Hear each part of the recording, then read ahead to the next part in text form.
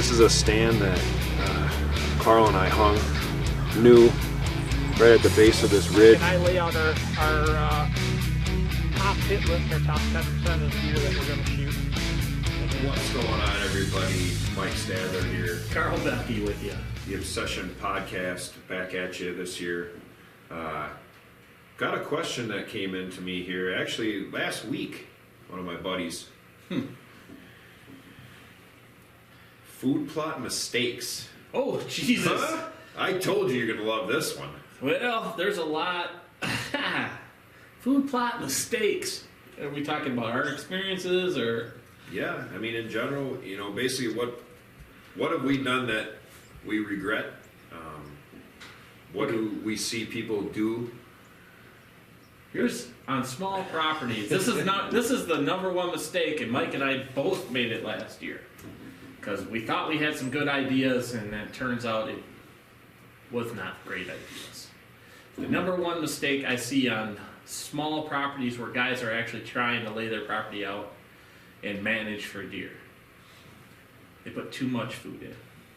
Too much food. Too much food and wrong types of food. We didn't do that one, but we did the too much food last year. Yep.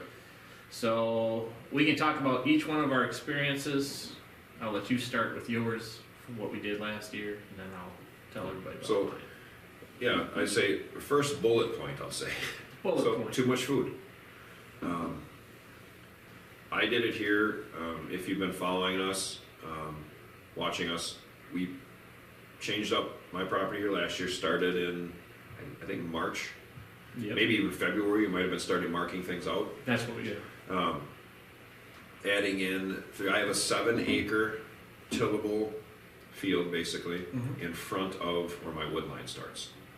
So normally it's corn.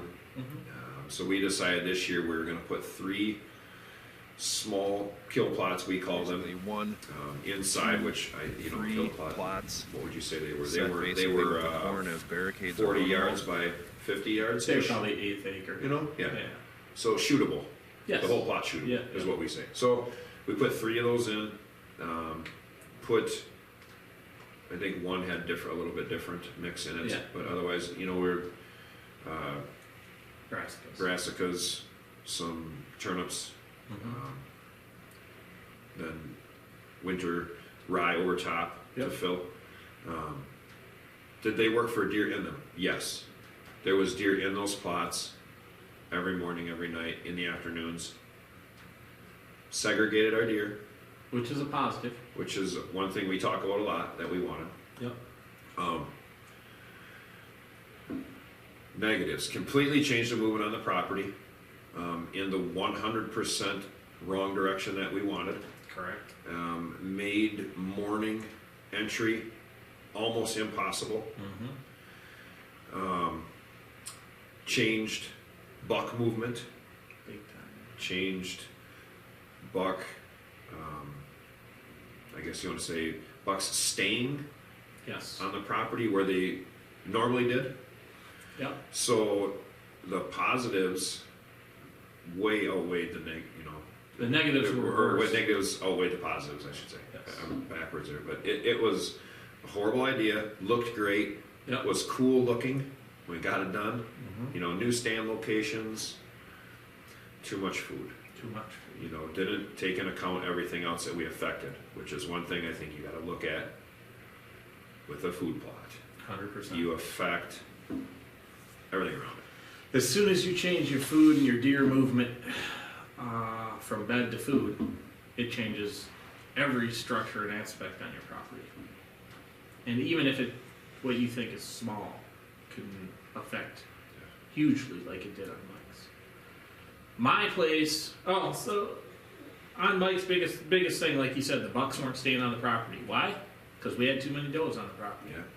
So you had all the does bedding on the property, and we talk about depth of cover constantly. And so the does are bedded on Mike's property, like you said, it's a 40. And all the food again is in the front, so you think that depth of cover would cover it, but it didn't because we had that many does bedding. Yeah. And the bucks were off the property.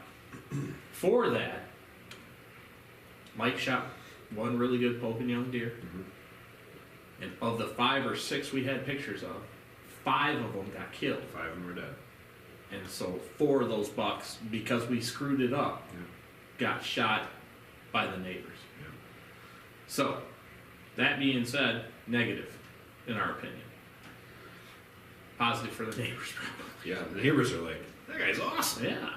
So that won't be that way again next time. My property, same type of deal. Thought it'd be smart to put some more food on the property. So we were going to do it with corn and use the corn as structure to kind of shroud some of the other plots. Now, that being said, realize here in Wisconsin that deer don't usually eat corn until after it started to dry out. Okay? So, you know, they don't eat the stalks down, although we did have a little bit of that this year. Usually November. Yeah, late October, November. Yep. We put these corn plots in, and then we also made another half-acre plot that I called the shooting gallery, and that had brassicas, winter rye, and corn in that. Used the corn to shroud the outside edges. But it was all closer to my tree line, so I have 72 acres there. Well, what that did is it actually, instead of allowing the does to bed down in the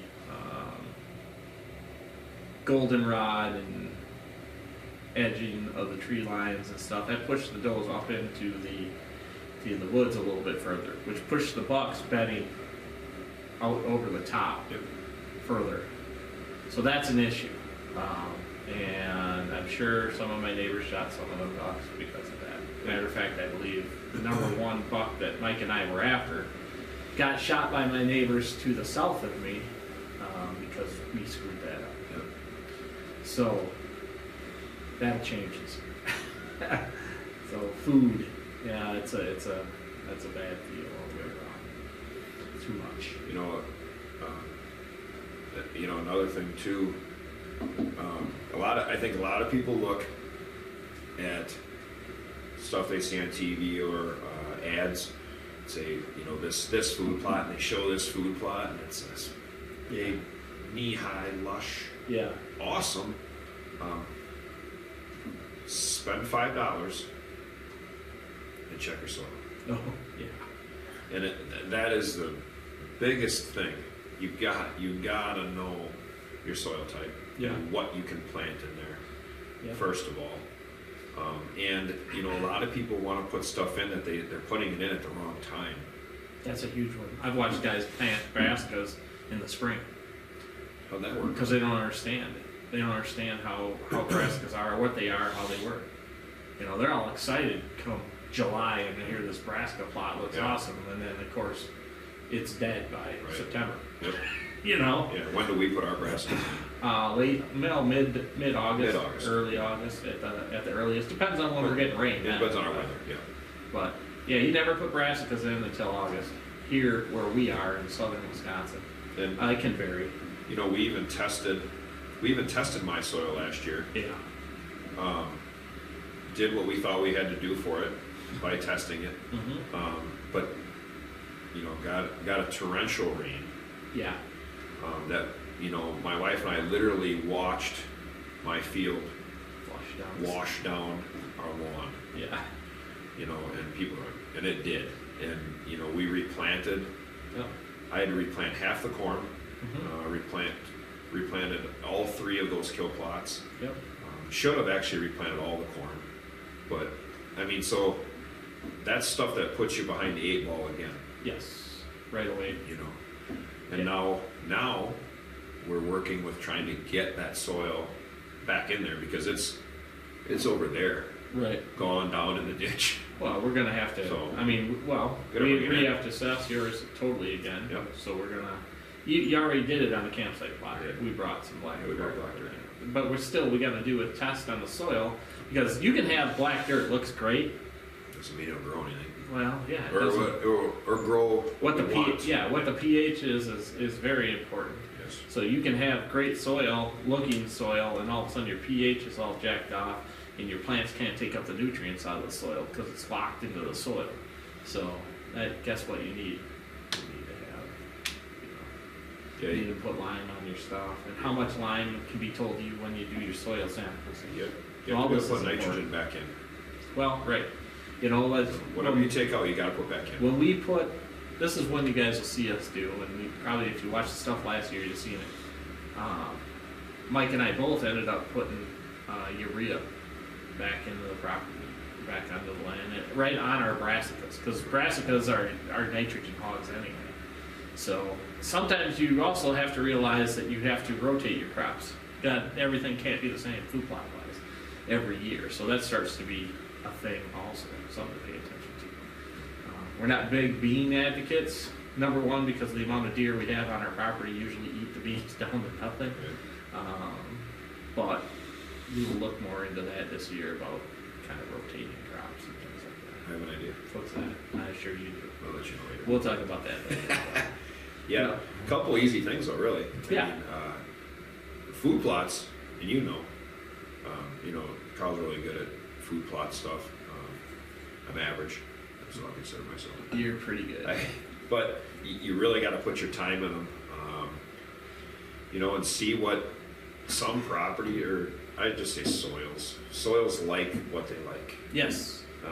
And you might more be, I guess I could say, stuck with, this is just what grows well here, Yes. use it. That's true. Don't try to put in something that you've seen on TV. Look at the climates that's growing in. Yeah. Look at the times of year. Right. Can you keep animals out of it when you plant it? I don't think a lot of people think about birds, Right. turkeys, Turkeys are notorious. squirrels. Yeah. They eat all of that. Out of there. The other thing too is, guys, do not buy these throw and grow brands.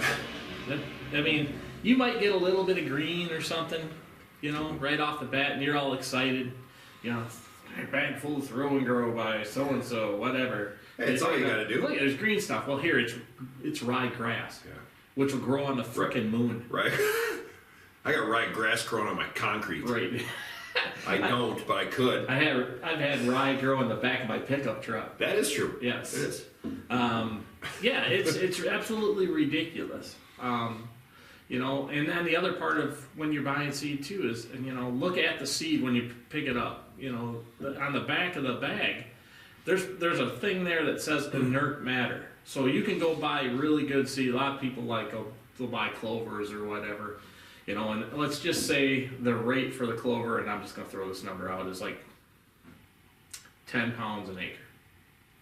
So they pick up this bag, and the bag says net weight 10 pounds. They flip it around, and you read it, and it says pure seed, such and such percentage, and then it'll say inert matter.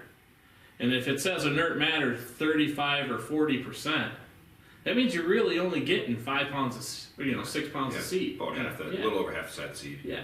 And inert matter, just so everybody's aware, is basically a coating sometimes, most of the time. And what these companies are doing, number one, it gives it a pretty color so you can see it when you spread it out on your plots. Right. It's basically lime. Okay? So you're putting lime on there with the seed. Now, does that hurt it? No. But there's not enough lime on that seed to actually make a big deal. Yeah. So watch what you buy. That's all I'm telling you. There's a lot of look good at your seed fertilizer companies. percentages. Well, yeah. If you're fertilizing on top of that, everybody sees the 10 10 10 Right. 10 Not, 20 20. So what you're saying, Mike? Not all fertilizers are created equal. The urea on this right now. Yeah. I'm not a Seed farmer. that's really Yeah. good, especially But a location where you we gotta are learn how right this stuff's now. gonna work. And it's expensive. Yeah, it is very Winter expensive. rye. Very expensive. And I'll tell you, Looks like the one brassicas thing are that coming I up, did last year that I can't wait heck for. out of the peas and everything. I bought a seed I did see drill. it a bunch of Oh, times yeah. in the And we are cornfield using a over seed here where drill the this corn's year. been eaten down. We used to broadcast We everything. did, and we spent a lot of money, Yes. and a lot of money, and a lot of money, And and a lot of time, Yeah. and you lose seed a lot. Yeah. Your percentages, I don't know what they are. I probably don't want to know what they are. You don't want. But they're not good. No. So Especially if you don't prep your seed bed correctly. yeah, and you're very reliant on everything around you. Yes. If you're broadcasting on top. And weather will kill you on that. Yeah. Like Mike said, now we didn't broadcast the corn, No, but it just, yeah. if you had broadcast, well, like he said, he had to redo all 3 of those kill plots we put in. And we broadcast it on there. So we put down a certain amount of seed, which was not cheap, just so everybody's aware. Yeah. And that one rainstorm, everything washed out. So guess what? He just doubled his cost. Yeah. And then he doubled his cost because he's And time. on top of that, yeah, and time, And which then- we don't have a ton of. Yeah, and then you're back on the wheeler, Yeah. you're back on the tractor. It's And you're running short on time and now. your time now is pushed off. Yeah. Yeah, it really is, and like we got this seed drill. I think it's going to be a huge tool for us. A lot of time saving. Stuff's going to be drilled into the ground, Yep. which I have done here. Yeah. And boy, It makes does a difference. work. Yeah. I'm not saying everybody's got money to go buy a seed drill, but if you can, Yeah. I tell you to do it because you're going to save your money in the long run. Yeah, especially if especially if you have your own property and you're doing this every year. Yep. It's worth the investment. Yeah. I think. And And you don't have to go buy a brand new one. No. No. I bought one a built one. Most of the ones that you find, you're going to want like a 4 or 5 foot drill. Yep. People build them. They make them out of bigger, 8, 10, 12 foot drills. Right. Big, They take. But it's a huge tool. Yep. We have a separate fertilizer box on the one we're going to use. Yeah. So we're going to fertilize right in. Yeah. When we're putting. It's going to be right in the seed. ground with it. The Yeah. seed is then safe also from The birds. the birds. The frickin' turkeys. That's another big thing. You got to watch for what is around you. Like you talked about the beans. We can't put beans in. No. Not unless we're gonna fence them. The only way I think we could do here's what happened last time I put beans in on my property. At one time So I put it in on a 1/4 acre food plot There's a few beans left. because I didn't know any better. Because some of my other places the beans weren't great, and the deer ate everything that was that tall or taller, and I mean kept it down to the frickin' dirt. So what did I do? I went in there early August, broadcast brassicas into it. And because it was all dirt, because I had sprayed it most of the time because around the place, I had soil sitting there with the little bit of beans. The brassicas came up frickin' awesome. Mm-hmm. They used the nitrogen that the bean had put into the soil, and I had an awesome growth. That's the year. That was my very first year. That's the year I shot that 9-pointer and sweeper because the 9-pointer was CWD positive. Yep. That would probably be the only way we could get beans to go is if we put like 3 or 4 acres in and then fence them Yep. with electric fencing. So you can count on that. Probably not happening for us. We will mix them in with some of our brassicas for kind of a sweetener. Not very many pounds into an acre. I've done it with corn here too. That's a good idea. That's true. That did work. I planted beans right in with my corn 2 years ago. So because if you don't know, corn pulls everything out Yeah. of the soil. Yeah. So, which is why if you watch, big farms, they're always on a couple-year rotation. Yes. Corn, beans. Yep. Corn, beans. Yep. Because the corn it pulls so much out. Yep. So, I had the idea a couple years back. We put the beans right in with the corn. So, Yep. and we put a lot right back in. And the good thing was they didn't touch those beans. Until late. Yeah, because they were inside the corn. Mm-hmm. Planted right down the rows of the corn. Yeah, because they weren't going into the corn in the summer. They didn't need Yep. to. There's all so much food everywhere else. From the neighbors, farmers. Yeah. So that worked out well here. Yeah. And we might try that at my place. And Right. I know Tom, my brother-in-law, does that. Mhm. He plants the beans right with the corn just like you did. Yep. And that works down there at his place too. And he's got a lot of deer on that property too. So we'll probably try that this year. But So I think, what are a couple things? Test your soil. yep. Look at your plant times of year Yep. is another big one. Oh, I got one before we go any further too. I just thought of this. All your food plots, there isn't a food plot out there that's successful unless it has sunlight. Don't fool yourself by thinking you can put any clover or any food plot in a shaded area. So like cleaning out a spot inside your wood line, in the woods, just say like this year we want to put a kill plot on Mike's property. Well, we're going to figure out the location where we want it, and then we're going to cut the big trees out to the south of it. So when the sun is coming across, it's getting probably 3 to 5 hours of sunlight. Let's say 3 to 4 hours of sunlight. Yeah, and I guarantee if we put clover in that, it'll be big and it'll be lush if it's getting that, because it's going to get that hot sun in the middle of the day, but it's not taking direct sunlight all day. Yeah. And the moisture, because it's off of this hill, Yeah. in the shade, it's going to get dew every morning, and it's going to be a very successful food plot. Yeah. So those are the main bullet points, if you want to say bullet points to look at. Yep.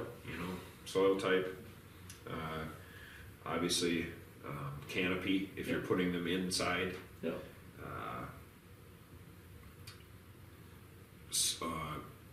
Food plot or seed, I guess, type, like you Yeah. talked about. How much is it really is usable and non-usable. Right. Inert matter in your seed. Good quality seed. Growing times a year, Yep. which is big. I think a lot of people don't look at. You guys, just when Mike said that too, just so you guys know, you can look at any of the food plot seeds or any seed. You can go and research it online. It'll give you a growth rate. Yep. So from start, so plant time to maturity, because they got what 60-day corn, 90-day corn, 120-day corn. And if you look too, it'll give you geographic locations of where you're growing that. Yeah. And look at it. No, it's very important. We didn't just learn how to do it. No. We had to, research, study stuff, see what works, see what doesn't work. And then again, you got to remember, doesn't mean it's going to work. Right. So there's a lot of variables in it, but it's like, why are you putting a food plot in at the end is to hunt it. So Yeah. you're trying to put all the best variables in your favor before you do it. Right. Same as when you're hunting that stand. So I look at it that way with a food plot. Invest your time before you spend your money. Yeah. Number one thing about growing food plots: no weeds. Yeah, spray. If anybody tells you that it's okay to have weeds in your food plot, they're lying to you. They'll destroy they'll choke corn out. Yeah, and if you're the type of guy who puts a camera on a food plot and you see the deer eating, I don't know, such and such weed, don't think that that's a good thing. Mm-hmm. They're eating the weed because that time of year they eat anything that's green. Yeah. So, if it has a lot of moisture content, deer are going to eat it. But in the long run, come fall, and all those weeds are dead and brown and nothing, and you've got very little usable food in that plot, guess what? You just screwed yourself. So it's important to spray and do that type of stuff first too, and educate yourself on that. Roundup is Roundup, Simazine is Simazine, 2,4-D is 2,4-D, and each one has its own uses. Make sure your spraying times are relevant to when you're going to plant. Correct. And make sure you're, like Carl said, you're spraying the right things, because if you spray the wrong thing there, you ain't planting anything there. Oh no! If you spray Simazine when you should be spraying Roundup, and then you plant immediately, guess what? Everything that you just planted is going to die, because Simazine is going to stay in the ground for 4 to 6 weeks. Yep. So it takes a lot of prep. Like we said, do your research first. See what you want to do. And we said earlier, if you've had success with a certain type of seed in a plot, cool. It's cool. Use it. Yeah. Use it. So we're a big thing on, there's always beans and corn. Always beans and corn. So, we use our corn more for structure, obviously, and late food. Yeah. But we like green plots. Yep. So that's what we want to hunt. I always say, and that's something we should probably, green kills. So green during the right time of year is where you're going to make more kills. Whether you're shooting them directly on a kill plot or you're shooting them on transition to the kill plot, it's the green food plot that a lot of people do that. Like we say, remember that green plot is attracted to a deer. Mm-hmm. It's different. There's always corn. Yep. Always beans. Yep. In Wisconsin. Always corn, there's always beans. So till late October. Yep. When it starts coming on. That's when you need to have it. Yep. We appreciate you guys listening. If you get a chance, check us out on YouTube, right here at Rush Outdoors, Wisconsin. If you guys are listening on the podcast, just subscribe to the channel. Lower right-hand corner of the screen, hit the Reaper. Appreciate you guys listening on Apple Podcasts, Spotify, Google Podcasts, iHeartRadio Podcasts, and RSS.com. talk to you guys next week. See you.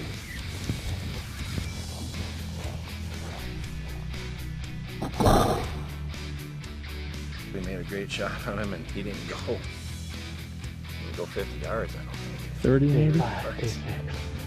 North Dakota.